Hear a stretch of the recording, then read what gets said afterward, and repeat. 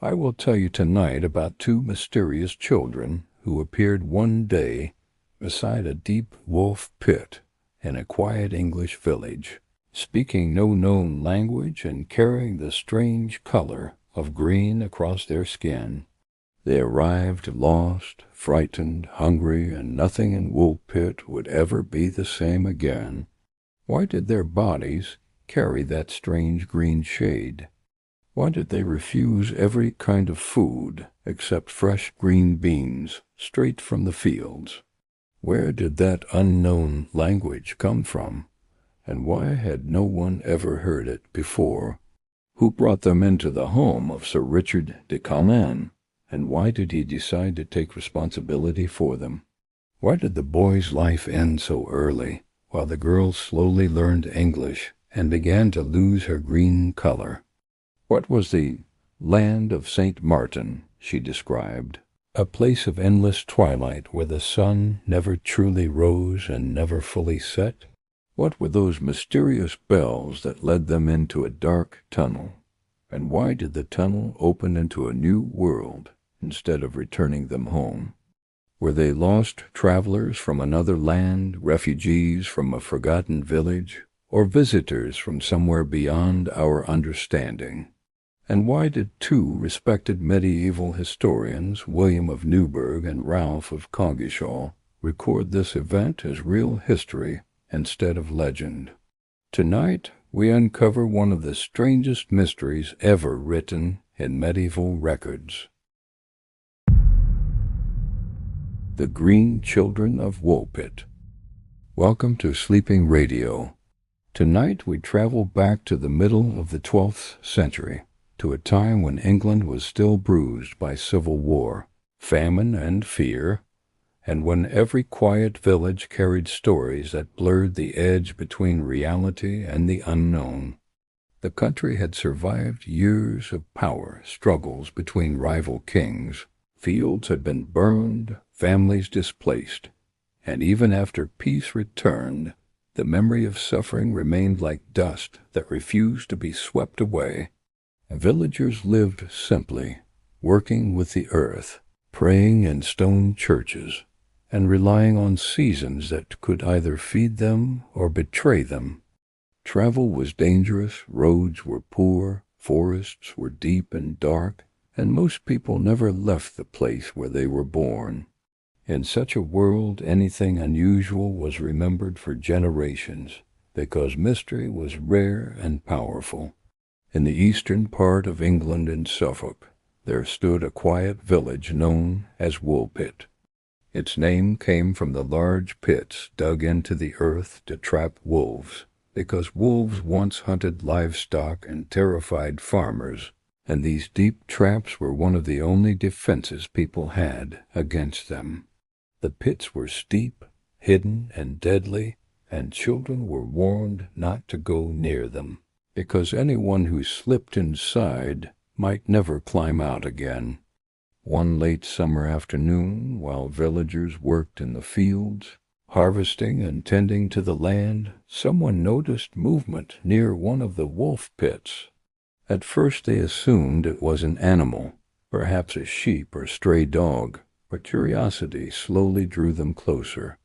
What they saw made them stop, stare, and whisper to one another in disbelief, because standing near the pit were two children, a boy and a girl, young, frightened, and completely unfamiliar to everyone there. Their clothing was unlike anything woven in England, made of strange material and cut in an unusual style.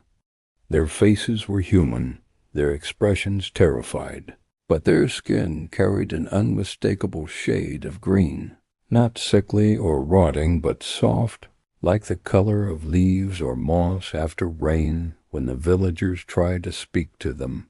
The children answered, but their words came in a language no one recognized. It did not sound like English, Norman French, or any dialect that farmers were used to hearing. It flowed strangely, musical, yet foreign, and the more the children spoke, the more confused the villagers became. Seeing their fear, the villagers led them into the settlement and tried to feed them. They placed bread, cheese, and meat in front of them, but the children refused everything, shrinking back as if ordinary food was dangerous. Only when someone brought freshly picked green beans still inside their pods did they finally eat, opening them with relief, as though they had finally found something familiar. It was clear the children were not spirits, not demons, not creatures of legend, but simply lost, exhausted, and terrified. The villagers eventually brought them to the home of Sir Richard de Colin, a respected local landowner, hoping that he might understand what to do with such mysterious strangers. Under his care, the children slowly began to adapt. Their fear eased, their bodies gained strength, their strange green color gradually faded as they began to eat different foods, almost as if England itself was slowly absorbing them into its world. But tragedy still followed them. The boy remained weak, burdened by illness and sorrow, unable to adjust completely, and in time he died, leaving his sister alone with memories no one else shared. The girl, however, survived. She began learning English, first through gestures, then through halting words, and finally through full sentences, until one day she was able to explain the place she came from, and her words would echo for centuries. She said she had lived in a place known as the land of St. Martin. In that land the sun never burned brightly, and night never fully arrived, and instead the world existed permanently in soft twilight, dim and dreamlike, as though covered by a veil.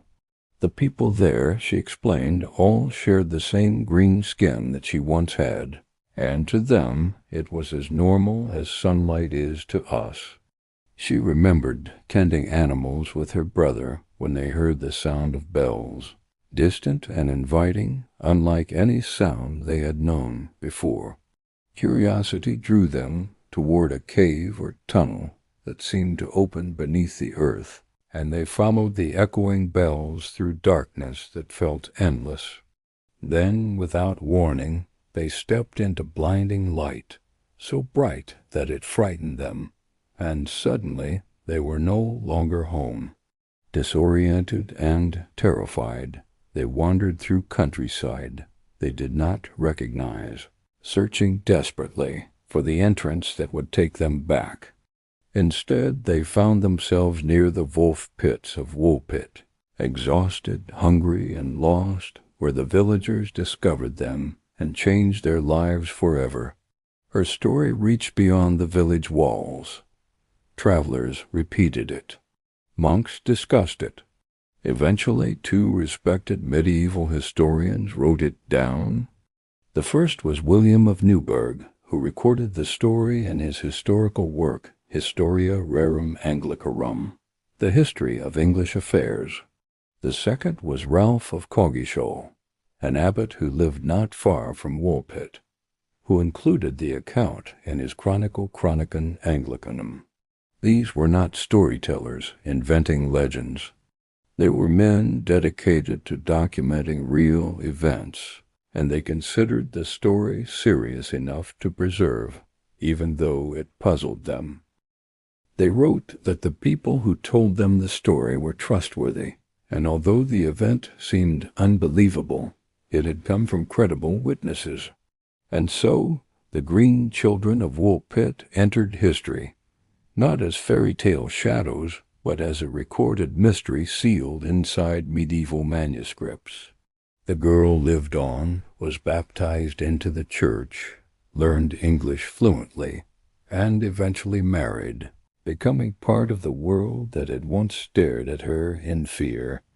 Yet inside her mind lived another world, a distant twilight country, half-remembered, unreachable, and forever lost.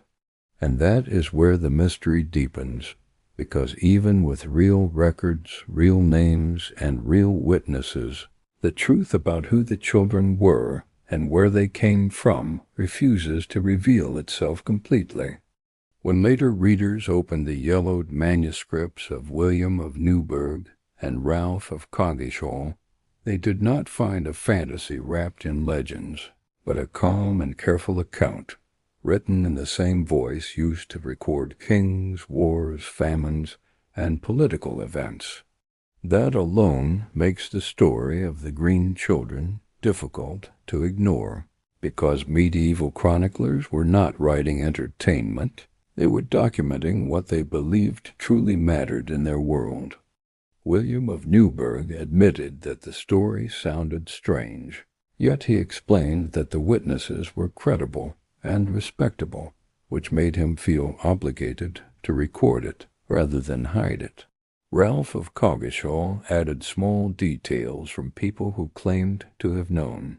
Sir Richard de Colin heard the story directly from those near him, which strengthened the sense that something unusual truly had occurred.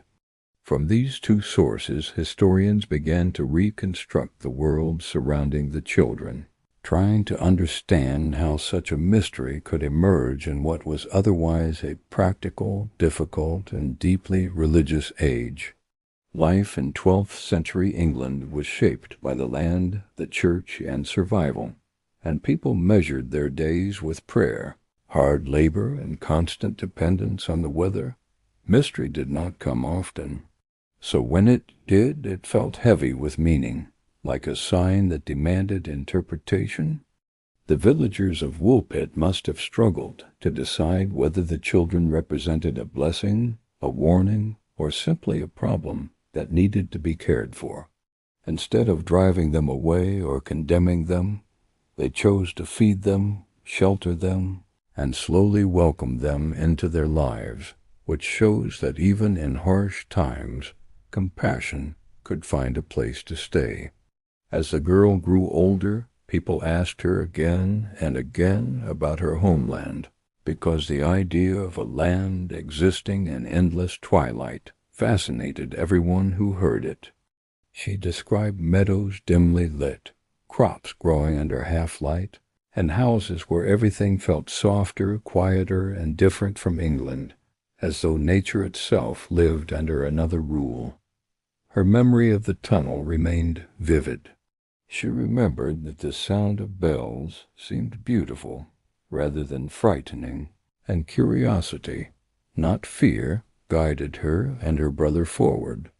Once inside, darkness wrapped around them, and before they could turn back, they stepped into a new world that felt brighter, harsher, and colder than anything they had known. Historians have discussed that image for years because it does not fit neatly into any familiar pattern.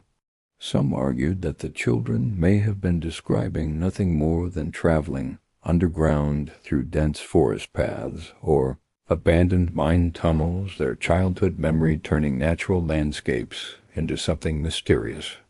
Others suggested that deep shock, hunger, and grief could have blurred their recollection, reshaping reality into fragments that sounded mythical when described later. But even when such theories appear reasonable, they fail to explain everything. The green color, the strange language, the unfamiliar clothing, and the sincerity with which the medieval writers treated the account continue to make the case stubbornly resistant to full explanation. Another theory focuses on history rather than imagination. During that period, many Flemish settlers lived in eastern England, often brought in to help farm land or support local lords, and their villages sometimes faced violent uprisings or disaster. If a settlement collapsed, it is possible that two lost children wandered, confused and starving, into the countryside. Their language would have sounded foreign to English ears. Their clothes might have looked unusual. Their skin, weakened by lack of nutrients, could have taken on a faintly greenish shade known as green sickness. This explanation feels human, grounded, and sad rather than supernatural. Yet there remains the uncomfortable fact that neither William of Newburgh, Ralph of Coggeshall, presented the children as simply refugees. They did not dismiss the story or frame it as misunderstanding. Instead, they preserved the mystery exactly as it appeared, as if something about it resisted simplification. Folklorists, reading much later, recognized echoes of older European myths in the girl's description, stories of hidden lands beneath hills, realms of perpetual dusk inhabited by beings not entirely different from humans. They wondered whether the villagers, hearing such descriptions, unconsciously shaped the way they retold the story, adding layers of wonder over time without intending to distort the truth. But there is also the possibility that the girl herself believed every word she said, that memory and childhood confusion intertwined, and what reached the chroniclers was not a lie, but a deeply honest retelling of experiences that could never be fully understood.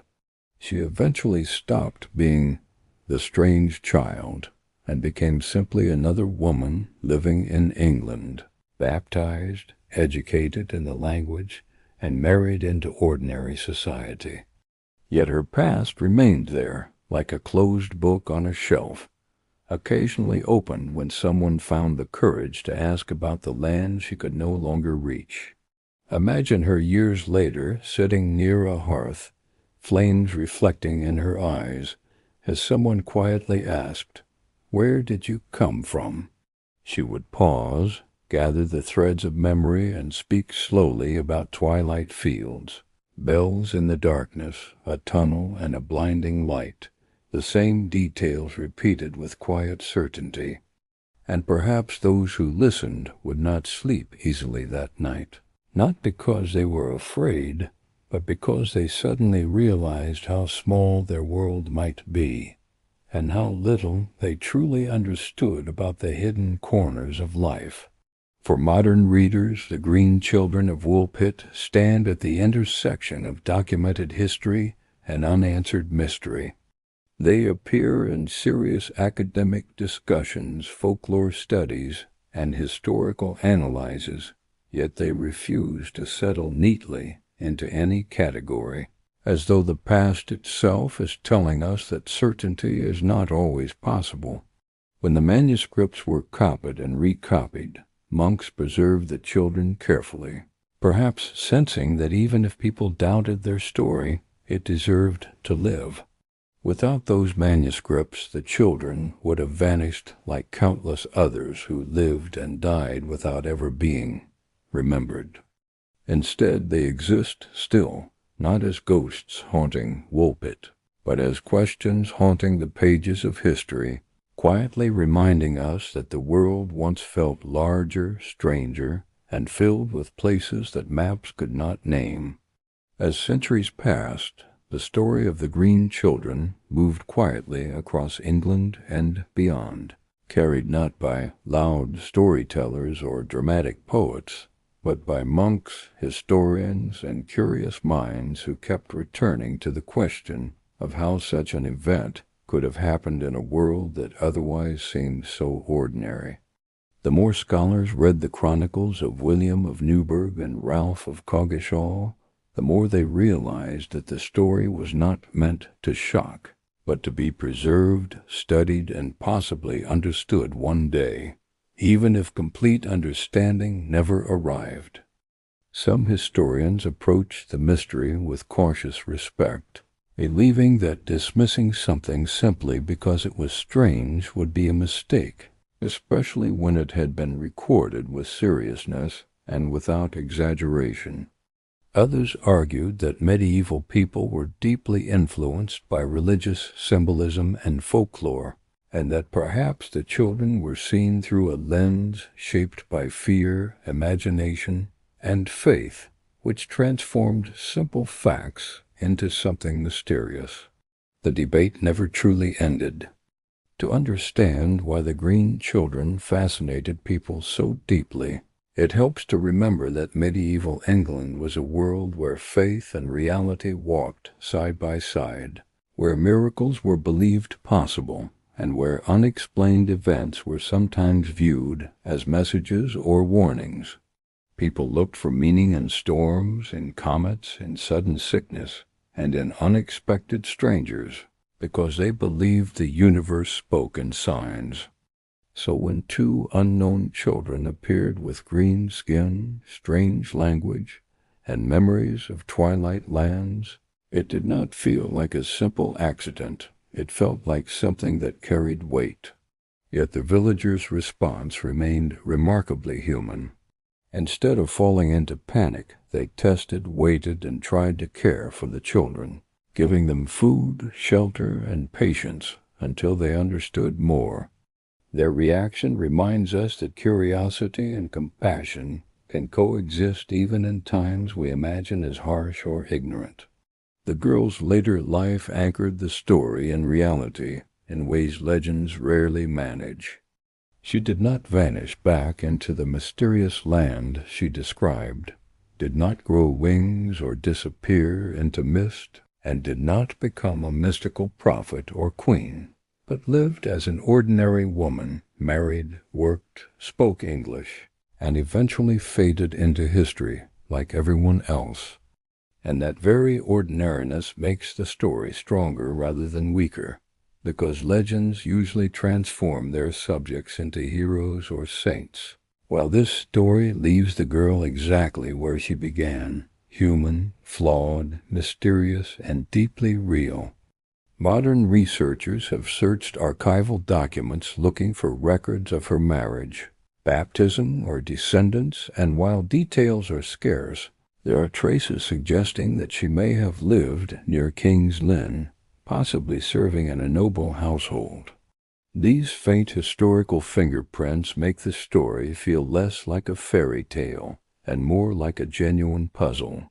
Science has also tried to offer explanations. Doctors studying historical illnesses pointed to malnutrition-related conditions that can give the skin a faint green tint, such as secondary anemia, sometimes called green sickness, which can fade once diet improves. This theory aligns with the fact that the children's skin color changed after they adopted a new diet, suggesting that their physical difference might have had a medical cause rather than supernatural origins. But then again, science does not explain the strange language, the unfamiliar clothing, or the girl's vivid memory of a land immersed in perpetual twilight. Linguists suggested that the children might have spoken a rural dialect or foreign tongue not known to the villagers, especially if they came from Flemish families living elsewhere in England. To the villagers unaccustomed to foreign languages, such speech could have sounded alien and otherworldly, adding to the sense of mystery. Yet language alone does not fully erase the haunting feeling carried by the story. Some scholars suggest that trauma itself shapes memory in unusual ways, particularly in children, so that tunnels become longer, darkness deeper, and unfamiliar landscapes turn into strange new worlds when remembered later. The mind, trying to protect itself from fear, may reshape chaotic experiences into structured narratives that feel meaningful and coherent. If the girl had fled violence, hunger, or abandonment, her retelling might have turned harsh reality into symbolic imagery, twilight instead of famine, bells instead of fear, tunnels instead of escape routes. And still, in spite of all these interpretations, something inside the story refuses to loosen its grip. Because even if we explain every detail rationally, we are left with the unsettling sense that the past holds corners we cannot easily illuminate. The girl eventually outlived her brother, her childhood, and perhaps even those who first found her, but she did not outlive her story. Long after her voice went silent, the chronicles continued speaking for her, and future generations read them with the same quiet curiosity that the original villagers must have felt. The Green Children of Woolpit became part of folklore studies, academic research, and historical debate, appearing in books, lectures, and articles, not because they were proven true beyond doubt, but because the question surrounding them has never collapsed completely under skeptics' explanations. Even now, travelers visit Woolpit, walk through its peaceful streets, and look at the fields where the pits once lay, imagining the moment when two frightened green-skinned children emerged into a world that would never forget them. Standing there with wind moving through the grass, it becomes easier to understand why the story survived, not because of fear, but because of the emotional weight carried by mystery. The story also invites us to think about outsiders, refugees, lost children, and strangers who cross into unfamiliar lands, bringing with them languages, memories, and histories that others cannot immediately understand. In that sense, the children of Woolpit are larger than their legend. They become symbols of vulnerability, displacement, and the hope that kindness can sometimes bridge gaps that fear alone cannot. And somewhere inside that idea lies the true heart of the story. It does not ask us to choose between believing in fairy worlds or dismissing everything as error.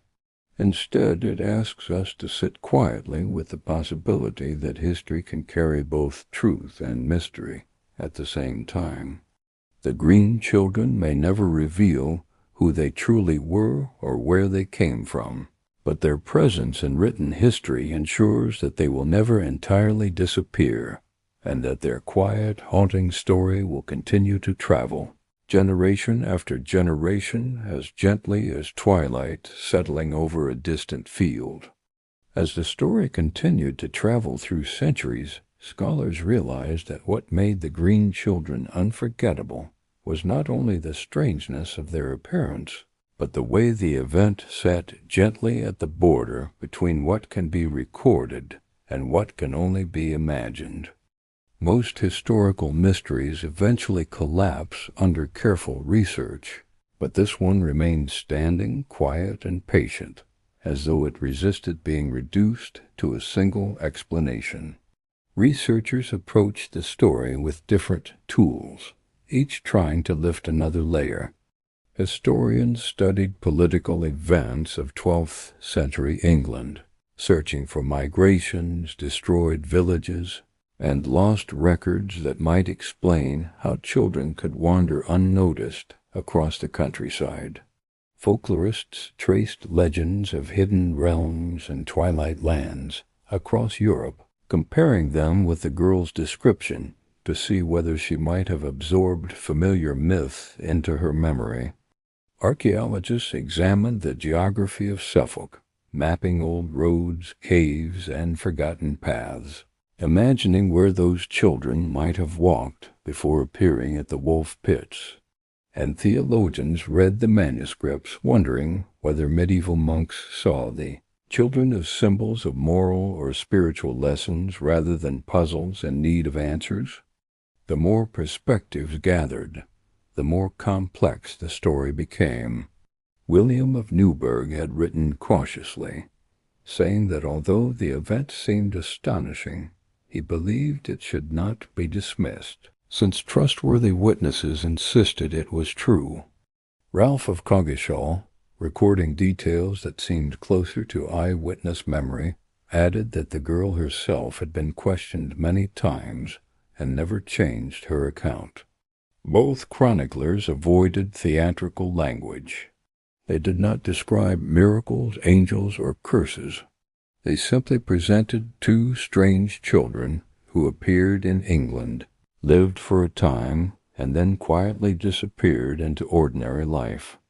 This restraint gives the story credibility, not because everything must be believed exactly as written, but because it was preserved without the exaggerations that usually signal legend rather than history. Over the years, more writers discussed the children.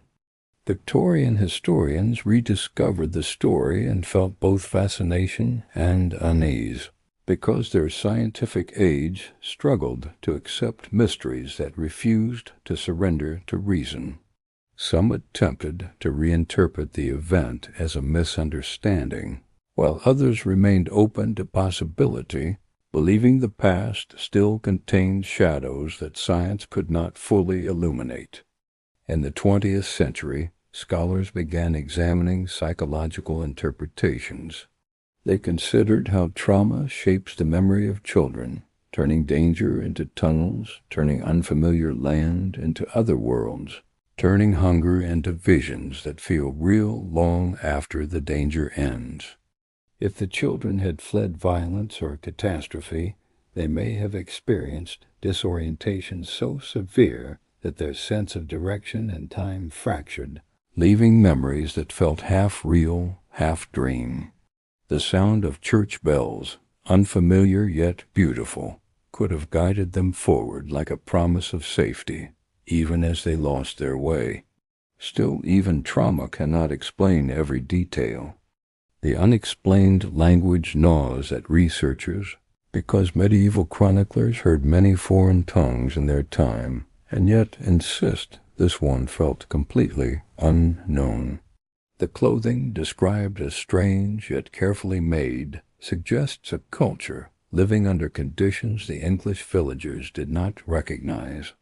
And then there is the green color, fading gradually as the girl adapted to new food and life.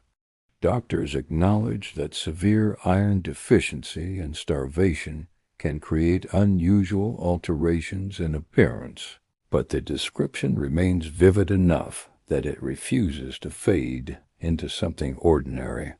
The story also challenges the assumption that medieval people were naive or easily fooled. The chroniclers were educated men, trained in logic, debate, and theology, capable of questioning false claims, yet neither dismissed the children as fantasy. They approached the event with caution, curiosity, and honesty, recording without forcing interpretation. Perhaps that is the greatest gift the monks left us, the reminder that not everything must be solved, that sometimes observation itself is enough. Imagine the girl as a woman, older now, no longer green, her memories sharp but quiet. Perhaps in moments of loneliness she closed her eyes and saw again the twilight fields of the land of St. Martin, the dim sky, the familiar rhythm of life she could never return to. Perhaps she wondered whether anyone from that place still thought about her, or whether she had become nothing more than a child lost forever in another world. Her husband, friends, and neighbors likely saw only an ordinary woman who spoke clearly, worked honestly, and carried herself with calm strength. Only she knew that her life had been divided into two worlds. One remembered, one lived.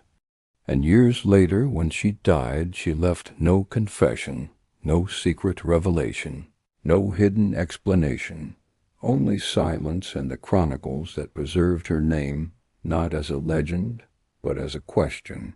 Today, when people speak of the green children of Woolpit, they often approach the story with curiosity rather than fear. They see it not as proof of other worlds, nor as simple superstition, but as a reminder that human history is filled with moments that resist neat interpretation. The fields of Woolpit remain calm now. The old wolf pits have long disappeared. Children play, farmers work, and travelers pass by, unaware that beneath their feet lies the memory of a mystery that is silently endured for nearly 1,000 years. And when night falls and the village becomes quiet, one can almost imagine the faint echo of bells, the whisper of twilight fields, and the image of two frightened children stepping out of darkness into a world that would never quite understand them. As the story reaches its quiet end, What remains strongest is not the question of whether the children came from another world, but the realization that the past contains corners we can see only through fragile windows of memory and ink. The green children of Woolpit remind us that history is not a straight path filled only with facts and records, but a landscape shaped by fear, wonder, compassion, misunderstanding, and mystery, all existing together like layers of soil beneath a field. When William of Newburgh and Ralph of Coggeshall chose to write the story down, they were not trying to entertain future generations. They were trying to preserve something they believed had truly happened, something that unsettled them enough that silence felt dishonest. Their decision allowed us, centuries later, to sit in the same quiet curiosity they must have felt, reading words that have survived wars, plagues, empires, and countless changes in human life. If those manuscripts had been lost, the children would have vanished completely, leaving behind nothing but two unmarked lives buried in the ground, remembered by no one, and mentioned by nobody. Instead, they became permanent residents of history, standing forever near the wolf pits, forever speaking an unknown language, forever wrapped in the half-light of a world that disappears as soon as we try to map it. For some people, the story is about refugees and outsiders, children separated from their families, misunderstood by strangers, slowly adapting to new customs until their difference fades but never completely disappears. For others, it is about the fragile boundary between imagination and reality, about how memory builds bridges over fear, giving shape and meaning to events that otherwise feel too painful or confusing to face directly. And for a few, the story remains an invitation to wonder, a gentle suggestion that perhaps the world contains more than what we see, that our maps and science, as powerful as they are, do not erase every mystery. The girl who once arrived terrified and green-skinned eventually walked, spoke, loved, worked, and died like any other woman, yet she carried inside her a story larger than any single lifetime, and that story continues traveling long after her voice has disappeared. The fields of Woolpit lie quiet tonight, touched by the same wind that once brushed against harvested crops, the same earth that once lay beside open wolf pits, and the same sky that once looked down upon two frightened children staring at a world they did not recognize. Somewhere, a traveler passes through the village without knowing that beneath ordinary roads and homes rests one of the strangest accounts in English history, preserved not by superstition, but by careful record and honest curiosity. And perhaps that is the true lesson of the green children, that not everything strange must be mocked or denied, and not everything unexplained must be forced into answers that make us feel safe.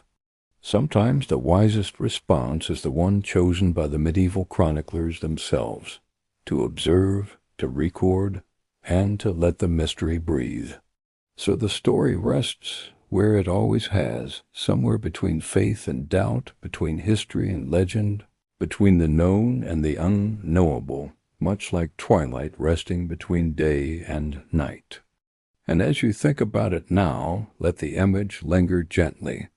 A quiet English field, a hidden pit in the earth, a sudden rustle in the grass, and two green children stepping uncertainly into a world that would never forget them.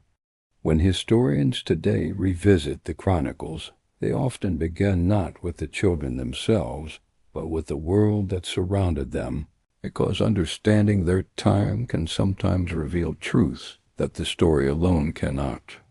12th century England was deeply layered with tension, shaped by feudal power, strict social classes, and the constant presence of the Church, which guided almost every decision, fear, and hope that people carried. Most people could not read, and most knowledge was controlled by clergy and nobles, which meant that stories like the one from Woolpit traveled first by word of mouth, woven slowly into conversation before ever reaching parchment. This matters because by the time William of Newburgh and Ralph of Coggeshall wrote what they heard, the story had already passed through many voices, each adding tone, emotion, and memory. Yet both men still insisted the core details were solid and trustworthy. Their careful attitude forces us to pause because educated chroniclers rarely risked their reputation on stories they thought were foolish, and yet both believed the account deserved preservation.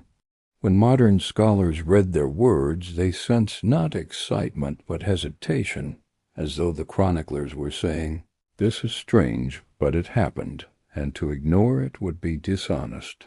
In those manuscripts, the children do not appear as symbols crafted to teach morals, nor as warnings crafted by priests, but as a quiet historical event that startled witnesses and then refused to vanish. From there, researchers start asking practical questions, like where exactly the children might have walked, what kind of tunnel they could have entered, and how far a desperate pair of lost siblings could realistically travel before collapsing near Woolpit. Some believe they may have followed drainage tunnels, mine shafts, or thick forest paths that felt like caves to frighten children, their memories transforming natural spaces into endless passages of darkness. Others consider the possibility of abandoned settlements, deep pits, secret hiding places used during conflicts, and the way hunger and fear can stretch time inside the mind, making short journeys feel impossibly long. And yet, even when mapped onto real geography, something always remains slightly out of reach, as though the children's experience cannot be pressed neatly into our logical frameworks without losing its essence. The mention of the land of St. Martin also lingers, because St. Martin was often associated with charity, humility, and protection of the poor, and some scholars think the name could have carried symbolic meaning for the girl when she tried to describe her past. Perhaps she had heard the name from English villagers only after arriving, and her memory adapted to it, attaching familiar words to unfamiliar ideas in an effort to translate her childhood world into concepts others could understand. Memory is not a perfect recording device, and when a child attempts to explain trauma through limited language, fragments of imagination and truth can merge into something that feels real yet resists precision. Still, others argue that the girl's words sounded too specific to be dismissed as confusion, especially her description of twilight that seemed permanent, soft, and unchanging, as though her homeland existed under a sky that never fully brightened or dimmed. That imagery has inspired writers and thinkers for generations, leading some to interpret the story not as literal geography, but as a psychological or symbolic territory, a place created by fear, separation, and distance. For those people, the children's green skin could reflect sickness, isolation, or scarcity, while the twilight world represents childhood caught between security and danger, a fragile space where reality and imagination coexist. Yet there remains a gentle resistance in the story, as if it refuses to be reduced to metaphor alone, because medieval chroniclers rarely wrote in metaphor when describing actual people they encountered. The girl was not presented as an idea. She was presented as a human being who grew, adapted, married, and lived among others, and this grounding makes the entire narrative feel anchored, even when details drift toward the unusual. In Woolpit itself, traces of the story still survive in local memory. sometimes echoed in village histories, old plaques, or conversations where residents acknowledge with quiet amusement that their home once became the setting for one of England's strangest accounts. Visitors sometimes stand in those fields, trying to imagine wolf pits hidden beneath brush, farmers calling out across rows of crops, and two children emerging from the shadows with eyes filled with fear they could not explain. It is in moments like that when the story stops feeling like a distant legend and instead becomes something intimate, a small human drama unfolding in a quiet corner of the world, witnessed by ordinary people who did not ask for mystery yet suddenly found themselves responsible for it. And whether the children came from another culture, another region, or a place that lives only in the imagination, the fact remains that their presence produced compassion instead of cruelty, curiosity instead of violence, and preservation instead of erasure. That alone is remarkable, because many stories of the medieval world involve fear and punishment toward anything unfamiliar. Yet here we see patience, care, and the decision to remember rather than deny. The more we return to the manuscripts, the clearer it becomes that the green children were never meant to frighten or astonish, but simply to stand as they were, unexplained, unusual, and quietly human. And maybe that is what continues to draw us back, the tension between mystery and humanity, existing together in a single moment of history that refuses to fade, even when every attempt is made to explain it away. As scholars move deeper into the question of the green children, they also begin to ask why this story survived when so many others from the same age disappeared, completely without leaving even a whisper behind. Part of the reason is surely the curiosity of the chroniclers, but another part lies in the way the story quietly touches something universal, something that speaks to fear, wonder, and the fragile experience of being lost in a world that does not recognize you. The children did not arrive with dramatic miracles, storms, or supernatural signs. They arrived silently, hungry, confused, and afraid, and that very simplicity allowed their presence to feel authentic rather than theatrical. People saw in them not monsters, but children in need of help, and because they were treated as human rather than supernatural threats, their story could survive as history instead of dissolving into myth. When the girl explained that she had lived in perpetual twilight, listeners might have imagined a distant land where the sun barely rose, perhaps covered by thick forests or fog, places less known than they are today, and the image could have grown gradually in retellings without necessarily being invented. From the point of view of a child, even moving from shaded valleys into bright English sunlight could feel like stepping from a dim world into a blinding new reality, and that emotional truth may have shaped the words she chose. In that sense, the story teaches not only about mystery, but about perception, reminding us that two people can experience the same world differently and describe it using language that others interpret as strange or impossible. The villagers, unfamiliar with foreign tongues and cultures, might have mistaken difference for otherworldliness, while the children, terrified and disoriented, interpreted their own journey as a crossing between worlds. History is filled with such misunderstandings, where ordinary events are dressed in extraordinary interpretations. Yet what makes this case unusual is the sincerity and consistency with which it was preserved.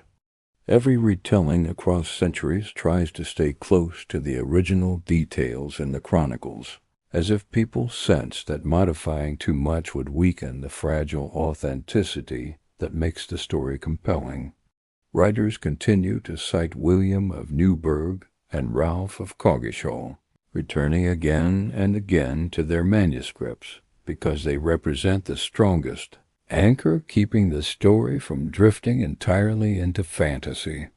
The more closely we read those texts, the more we see a balance, not blind belief, not dismissive skepticism, but something in between, a willingness to say, we do not fully understand, but we will not erase it. In many ways, the Green Children invite us to practice that same humility today. In a world that often insists on immediate answers, even when those answers are incomplete or forced. The mystery does not exist to prove other worlds or to endorse paranormal theories. It exists to remind us that human knowledge, especially in the past, has limits that we must learn to respect. And still, the emotional layer remains. Two children, separated from home, adjusting slowly to a new place, changing physically, adapting culturally, but carrying within them a sorrow and confusion that never entirely faded. Their story becomes a quiet reflection on what it means to lose everything familiar and begin again among strangers, a theme that echoes across history and migrations, wars, and displacements that continue to shape human life. The girl's survival, growth, and eventual acceptance into English society serve as a reminder that identity is not fixed, but something that shifts with time, language, and circumstance, even as deeper memories continue to live beneath the surface.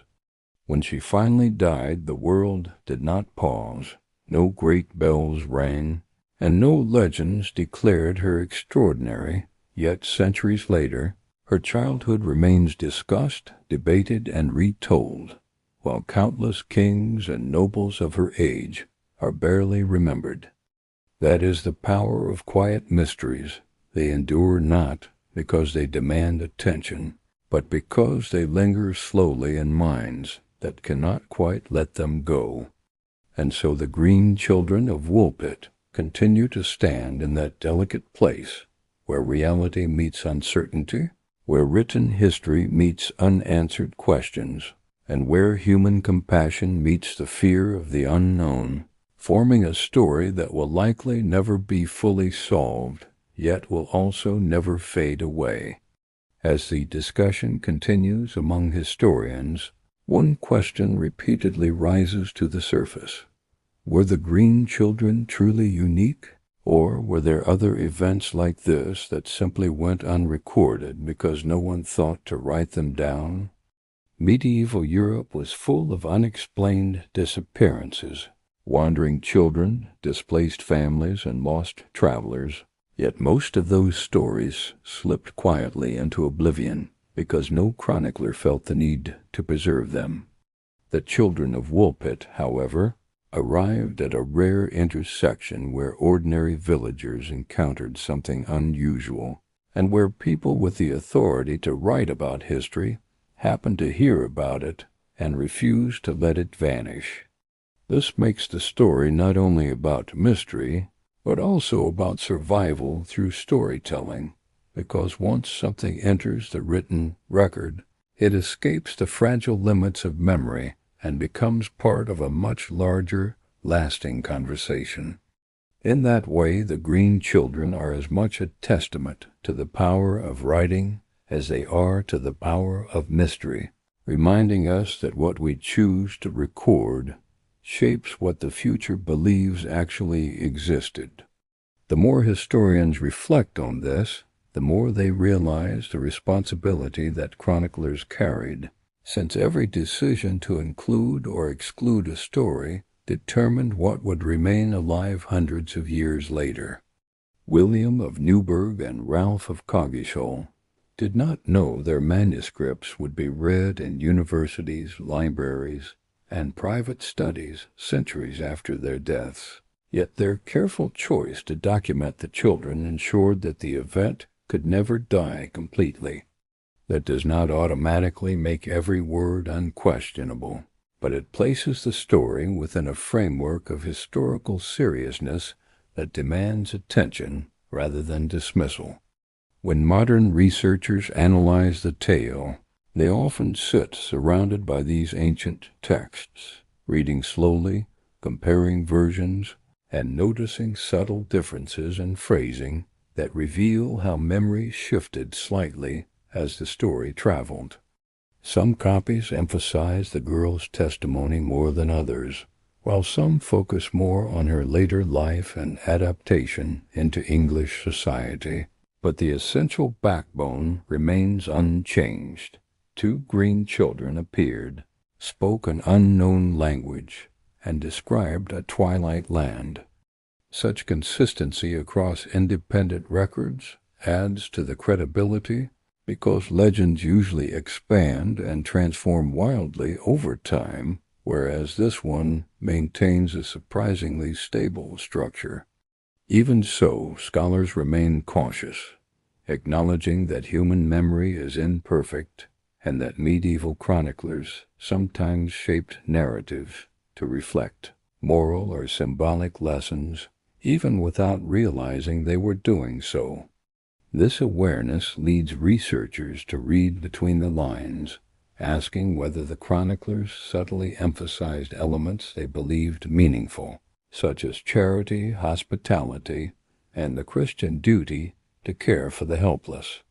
After all, the villagers' treatment of the children aligns closely with Christian teaching of the time: feed the hungry, shelter the lost, baptize the stranger, and this alignment might have encouraged monks to preserve the story as a quiet affirmation of moral behavior.